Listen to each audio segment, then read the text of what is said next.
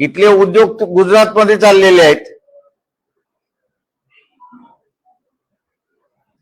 जेवढे देशाभराचे असणारे जे उद्योग आहेत ते सगळे गुजरातमध्ये चाललेले आहेत. ते व्हायब्रंट गुजरात होणार कुठून?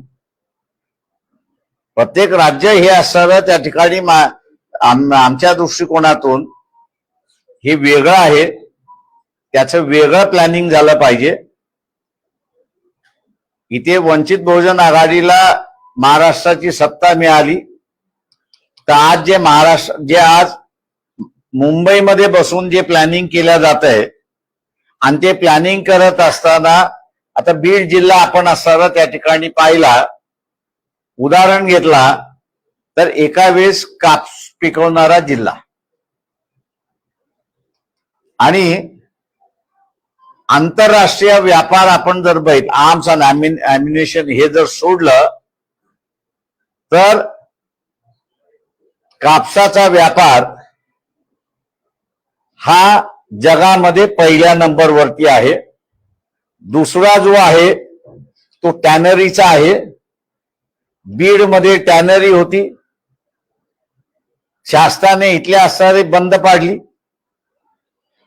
येडशी हे सगळ्यात मोठं चमड्याचं मार्केट होतं, इथल्या राज्यकर्त्यांनी बंद पाडलं. शेवटी इथल्या ज्यांना सामान्य मराठवाड्यातला जनता निवडून देते, दुर्दैवाने तो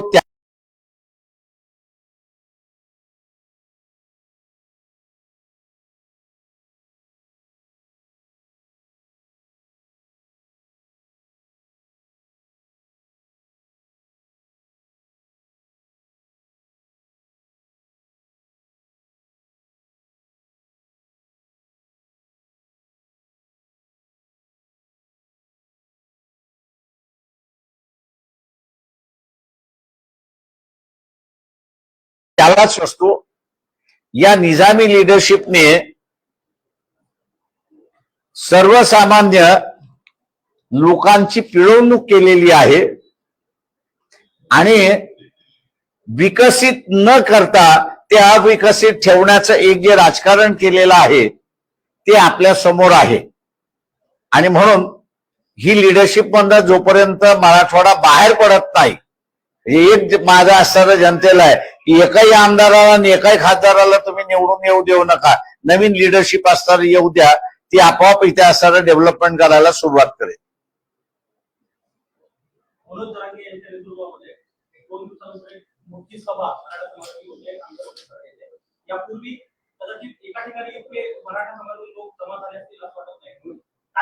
म्हणजे याच्या अगोदर झाले नाही असं नाही झालं. जे सकल मराठा समाजाची मोर्चे जे झाली ते तेवढेच मोठे होते. मुंबई मधला जो मोर्चा निघाला तो माझ्या अंदाजानं सगळ्यात मोठा मोर्चा होता. 14 तारखेला होईल सभा जहांगे पाटलाची, ती सुद्धा सगळ्यात मोठी असणारी सभा होईल. पण दुर्दैवाने जे माईक वरनं तुम्ही ऐकलं, देवेंद्र फडणवीस, अजित पवार आणि एकनाथ शिंदे यांचं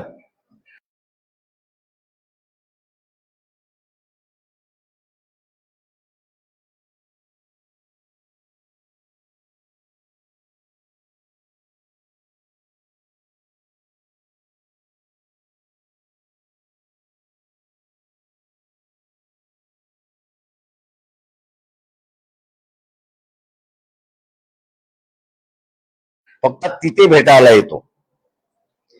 मी माझ्या मुख्यमंत्र्याच्या कालावधीमध्ये 8,000 लोक चालत येणं ही माझी नामुष्की आहे आणि म्हणून मी तुम्हाला भेटायला येतो. मी उलटा दादांना निरोप दिला की 2 दिवसाचा वेळ आम्हाला द्या, आम्ही मुंबईमध्ये पोहोचतो, आपण भेटायला या. त्यावेळेसच्या राजकारणाची ऍटिट्यूड म्हणजे मी आता हे नाही करत आहे. आम्ही येण्याच्या अगोदर त्यांचे प्रतिनिधी आले, आमच्याशी बोलले. आम्ही मुंबईचा विसर्जित करण्या म्हणजे विसर्जित वितीला विसर्जित करण्याच्या अगोदर महाराष्ट्र विधानसभेमध्ये काय मंजूर करतो, काय मंजूर होणार आणि काय मंजूर होणार नाही, त्याच्यासाठी काय करावं लागेल याचा अख्खा आराखडा त्यांनी तयार करून ठेवला होता. आणि आम्ही ज्यावेळेस मुंबईमध्ये पोहोचलो, म्हणजे ही फक्त मी आमची असं नाही म्हणत आहे, पण त्यावेळेचे जेवढे मोर्चे, म्हणजे मला 84 पर्यंतचे जे आठवतंय त्या सगळ्या ह्याच्यामध्ये कॅबिनेटचा एक प्रतिनिधी येऊन त्या मोर्चामध्ये बसायचा, बोलायचा, काय सुटेल तिथेच जाहीर करून टाकायचं. 2 दिवसामध्ये त्याचा GR निघून जायचा. उरलेल्या प्रश्नांवरती काय करता येईल मग समिती करून आणि त्यांच्याशी बोलून मोकळं होत होतं.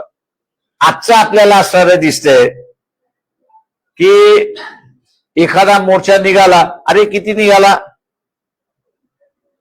2 लाख, फक्त 2 लाख होते.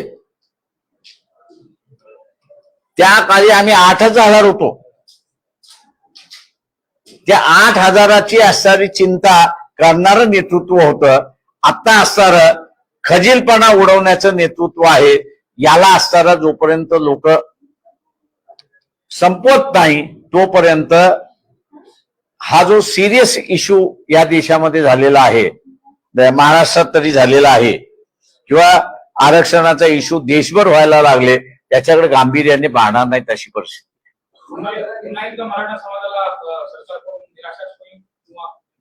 निराशात मला दिसते, मला दुसरं काही दिसत नाहीये. मला अजिबात दिसत नाहीये का त्या पद्धतीची असणारं कुठंतरी महाराष्ट्रामध्ये चर्चा सुरू आहे.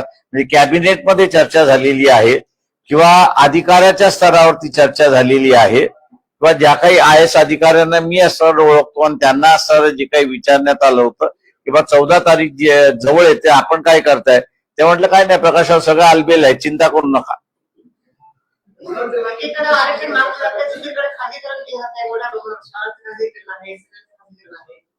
मुख्यमंत्र्यांचं सुद्धा खाजगीकरणाची मागणी मागा ना.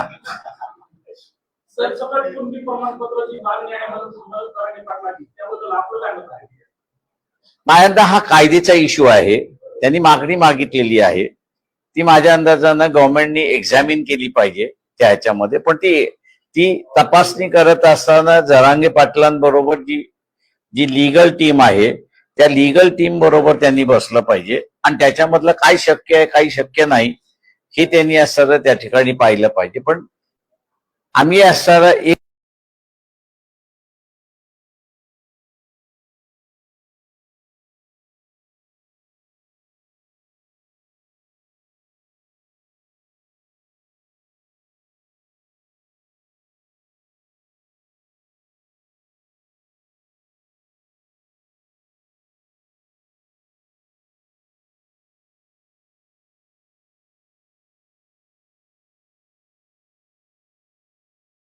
त्या ठिकाणी आहे की ओबीसीचं ताट हे ओबीसी पुरतं मर्यादित ठेवा. जे नवीन आरक्षण मागतात आहे त्यांचं तुम्ही असं एक वेगळं ताट करा, त्यांना तुम्ही द्या. आता काही जण म्हणतात 50%ची अट, पण EBS इकॉनॉमिकली बॅकवर्ड क्लास ज्यांना संविधानामार्फत आरक्षण मिळालं त्याला सुप्रीम कोर्टाने 50% ओलांडण्याची परवानगी दिलेली आहे. त्याच्यामुळे यांच्या मनामध्ये आरक्षण देण्याचं आहे का? लढणारा हा मराठा समाज आहे, सत्तेमध्ये बसलेला सुद्धा मराठा समाज आहे, पण या 2 मराठ्यांमध्ये फरक आहे असं मी त्या ठिकाणी मानतो. एक निजामी मराठा आहे, सत्तेतला जो आहे तो निजामी मराठा आहे, आणि लढणारा मराठा जो आहे तो रयतेतला मराठा आहे. हे भांडण शिवाजी महाराजांच्या काळापासून चाललेलं आहे. रयतेतला मराठा हा शिवाजी महाराजांबरोबर राहिला आणि निजामी मराठा हा मोगलांबरोबर राहिला, अशी असणारी परिस्थिती आहे. तेव्हा इथल्या रयतेतल्या मराठ्याने असणारं लक्षात घेतलं पाहिजे की तो जोपर्यंत सत्तेमध्ये जात नाही किंवा तो आरक्षणाचा पुरस्कार करणारा याला सत्तेमध्ये जोपर्यंत तो पाठवत नाही तोपर्यंत हा तिढा सुटत नाही. आणि म्हणून म्हटलं तो फॉर्म्युला आमच्याकडे आहे ना. या इथल्या असणाऱ्या रयतेतल्या मराठ्याने आम्हाला सत्ता द्यावी, सुप्रीम कोर्टाला मान्य असणारा तोडगा करून आरक्षणाचं काढता येईल अशी परिस्थिती आहे.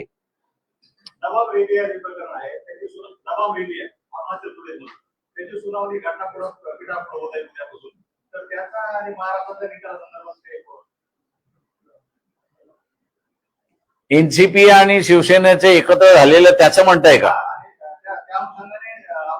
ते मुळात माझं म्हणणं असं आहे, एक लक्षात घ्या की सुप्रीम कोर्टाने स्पीकरला जे ट्रायब्युनल म्हणून ठरलेला होनरूलचा निर्णय जो आहे तोच मुळात बेकायदेशीर आहे, घटनाबाह्य आहे आणि कोर्टाचं ज्युरिडिक्शन नसताना दिलेला निर्णय आहे. आणि म्हणून सेनेच्या वेळेस मी असताना म्हणालो होतो की सेनाने इलेक्शन कमिशनला सिम्बॉल वाटप करण्याचा अधिकार आहे का याचं असणारं तपासावं. कारण का 71 साली एक निर्णय म्हणजे एक पिटिशन पंजाब कोर्टातून असणारं सुप्रीम कोर्टात गेली होती. Gill versus election commission of India त्याचं असणारं नाव आहे.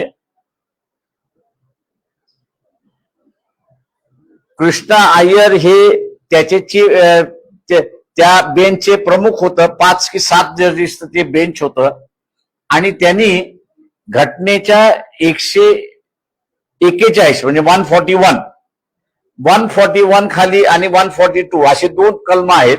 142 खाली जे कलम आहेत ते म्हणजे त्या पार्टीज पुरतं ते मर्यादित राहतं, इतरांना लागू होत नाही. पण 141 खाली निर्णय दिला तर पार्लमेंट जसा एखादा कायदा करते आणि तो सगळ्यांना लागू होतो तशा रीतीने सुप्रीम कोर्टाने एखादा निर्णय दिला तो सर्व केसेसना लागू होतो आणि लोकांना लागू होतो अशी असणारी परिस्थिती आहे. तेव्हा gill versus election commission of India याच्या कृष्णा अय्यरनी आर्टिकल 141 खाली तो निर्णय दिला आणि त्यांनी असं कोडिफाय केलं की इलेक्शन कमिशनचे अधिकार कुठून सुरुवात होतात आणि कुठून संपतात. त्यांनी असं म्हटलंय की एकदा नोटिफिकेशन निघालं, प्रेसिडेंटनी नोटिफिकेशन इलेक्शनचं काढलं, ते गॅझेट होईपर्यंत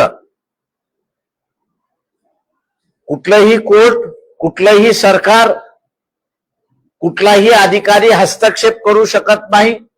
त्याचा पूर्ण मालक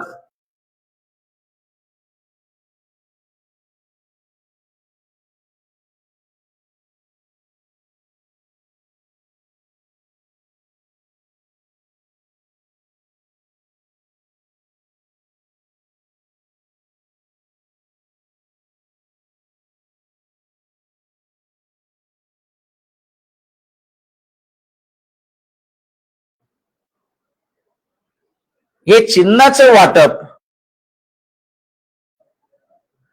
इलेक्शन कंडक्ट करण्याच्या ह्याच्यामध्ये बसतं का,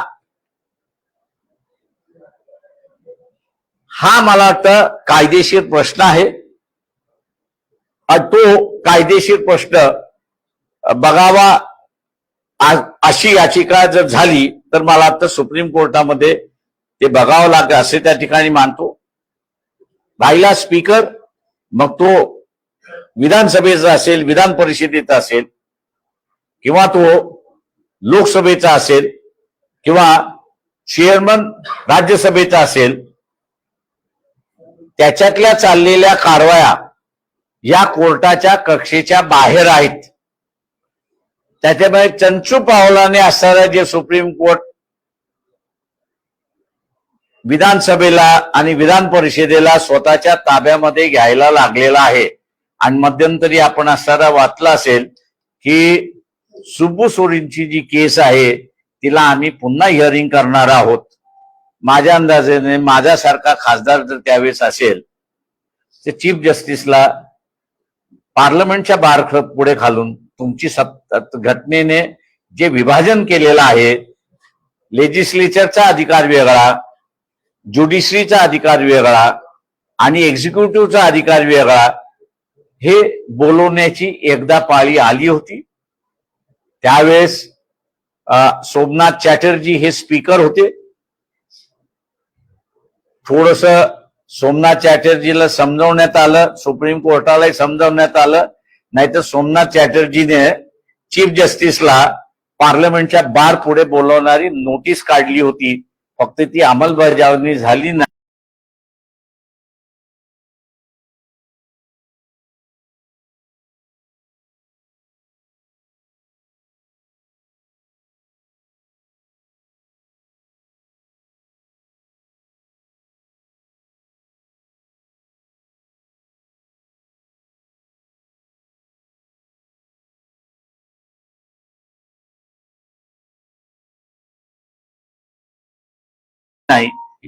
तर मला वाटतं इतिहासाचा काही गोंधळ होणार नाही तर मग कुरघोडी करण्याच्या ह्याच्यामध्ये गोंधळ होण्याची असणारी शक्यता असं मी त्या ठिकाणी मानतो. खासगीकरणाचे जे लोन आहे ते सर्व देशामध्ये हळूहळू पसरत आहे, त्याची गरज आहे, मजबूत होत आलेले आहे, विविध खात्यावरती त्याचा प्रभाव दिसून येत आहे. तर हे जे सध्याला जे धोरण सुरू आहे ते त्याच्याबद्दल आपण सहमत आहात का? नसाल तर आपली भूमिका काय असणार आहे? मी लोकांनाच दोष देतोय. लोकच आपल्या असणाऱ्या प्रश्नाशी इमानदार नाही असं मी त्या ठिकाणी मानतोय. आज जे स्वतःला असणाऱ्या जमिनीचे मालक म्हणतात आहेत, यांचे बापदादे जे आहेत ते मजूर होते. त्यांना जमिनी असणाऱ्या ज्या आहेत या त्या काळच्या लिडरशिपची असणारी कारण होती की एक कसेल त्याची जमीन हा नियम त्या ठिकाणी आला आणि दुसरा सिलिंगचा कायदा आला. सिलिंगचा कायदा आल्यामुळे जमिनीचं वाटप झालं आणि मालक झाले. आपण भूमिहीन मालक झालो, ते शासनाच्या धोरणामुळे झालो. याच्याशी असणारा गद्दारी जर कोणी केली असेल तर इथल्या सर्वसामान्य माणसांनी केली. जो शिकलेला आहे, सवरलेला आहे, यांनी सुद्धा स्वतःशी द्रोह केलेला आहे. तो द्रोह काय आहे तर पूर्वी शिक्षण हे मोफत होतं. तो शिकला, सवरला आणि ज्या शिक्षणामुळे तो शिकला त्यालाच तो शिव्या द्यायला लागला की या जिल्हा परिषदेची शाळा नालायक आहे, नगरपालिकेची शाळा नालायक आहे, अनुदानित शाळा नालायक आहे, आता खाजगीकरण पाहिजे. तेव्हा हा जो नालायकपणा आहे हा मतदारांनी केलेला आहे. आता सुधारायचं असेल तर पहिल्यांदा मतदारांनी सुधारलं पाहिजे. आम्ही असं त्या ठिकाणी गेल्या अनेक वर्ष असं लढतोय आणि म्हणतोय की खाजगीकरण इथल्या सर्वसामान्य माणसाला परवडणारं नाही. किंवा जे खाजगीकरणाच्या विरोधात आहे त्यांनी वंचितच्या बाजूने उभं करावं. जुन्या नेतृत्वाची आठवण ठेवून तीच पद्धत पुन्हा आम्ही आज ठिकाणी लागू करू. हा प्रश्न आपण असा उद्धव ठाकरेंना विचारावा की ते आमच्या बरोबर आता युती करणार आहेत का? चंद्रशेखर बावनकुळे म्हणाले की पंतप्रधानांच्या योजनांबद्दल काय आम्ही महाराष्ट्रातल्या घरोघरी घेऊन जातोय, त्यामुळे महाराष्ट्रातल्या जनतेचा पाठिंबा वाढलेला आहे. 45 ठिकाणी आमचे खासदार निवडून येतील. दुधात साखर म्हणा. इलेक्शन झाल्यानंतर फक्त आपण त्याच्यावरती चर्चा करू. ते आम्ही असं म्हणतोय की इथे हुकुमशाह जन्माला आलाच. आता त्याला बळकटी जी आहे ती 2024च्या इलेक्शन मध्ये मिळेल.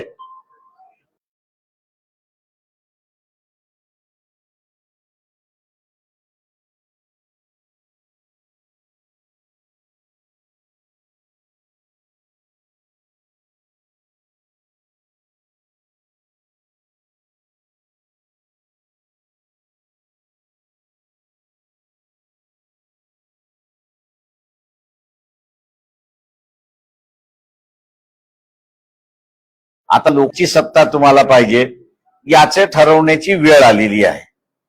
ज्यांना गोडसे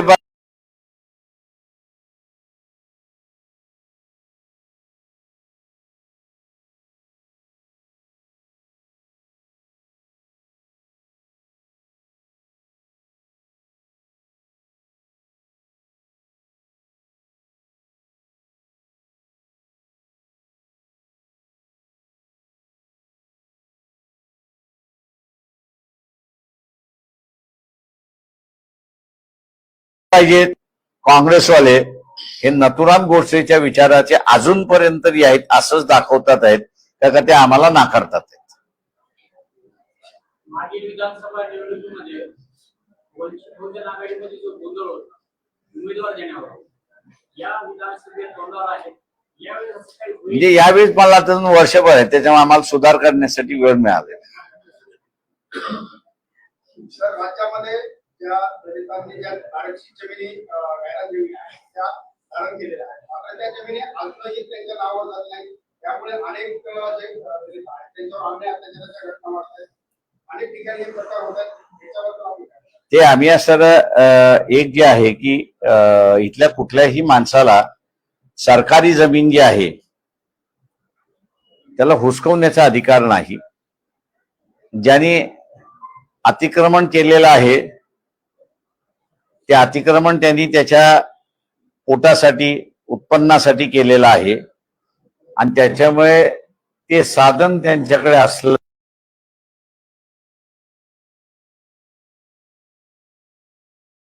पाहिजे या भूमिकेचे आम्ही आहोत. आणि भर पावसात आम्ही असा मोर्चा काढला होता आणि अतिक्रमण जमिनी ह्या त्यांच्या त्यांच्या नावावरती झाल्या पाहिजेत हे आहे.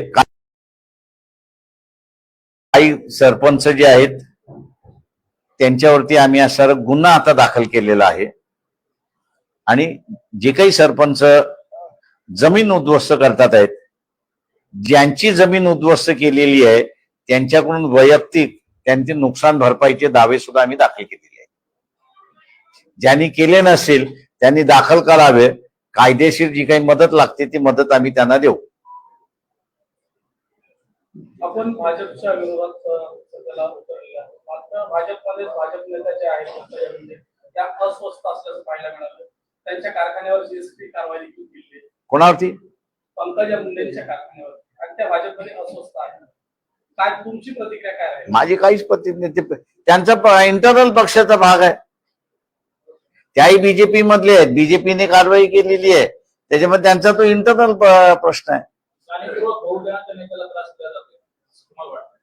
बहुजनाच्या नेत्याला त्रास दिला जातो. आता ते बहुजनाचे नेते असतील तर ते बहुजनाचा पक्ष स्थापन करतील. मग मी म्हणेन की त्या बहुजनाच्या नेत्या आता ते असणाऱ्या नथुराम गोडसे हेगडेवार आणि गोलवलकरच्या पक्षाचे आहेत त्याच्यामुळे ते बहुजनांचे नाहीत. त्या नथुराम गोडसेने बहुजनांचे नेते महात्मा गांधी यांचा असणारा खून केला आणि गोलवलकर आणि हेगडेवार या दोघांनी असणारं ज्या बहुजनाच्या संदर्भातली भाषा वापरली होती त्यांच्या कालावधीमध्ये तेलाच्या संदर्भातला असणारं भाष्य करत असताना त्यांनी असं म्हटलं त्या विधानसभेमध्ये काय तेल काढायला जायचंय की काय ही भाषा त्यांची होती. त्याच्यामुळे जोपर्यंत त्या पक्षाच्या आहेत तेव्हा त्यांना ती विचारसरणी मान्य आहे असं मी घरी धरून चालतोय. त्याच्यामुळे आपल्याला नो कॉमेंट्स. देशकांचा सल्ला काय असेल? हा देशकांचा सल्ला काय असेल पंकजा मुंडे? त्यांनी विचारलं तर त्यांना सांगतो ना मी. सल्ला काय असेल? जाहीर